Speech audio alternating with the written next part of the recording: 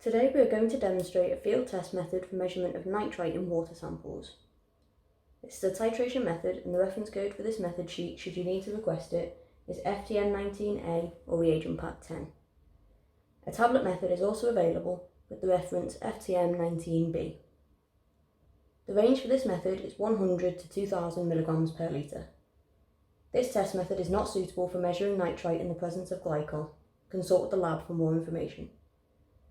For low-range measurement of nitrite, use a 55 ml sample instead of 11 ml. Each drop of titrant will then be equivalent to 10 ppm of nitrite.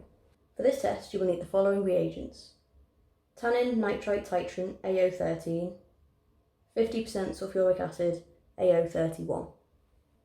Take 11 ml of sample,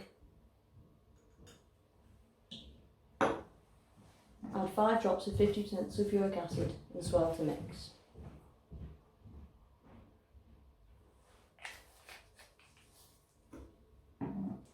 Moisten and wipe the tip of the tannin nitrite titrant dropper to ensure it's clean, and then add it to the sample 1 drop at a time, counting the number of drops until a pink colour persists for 1 minute.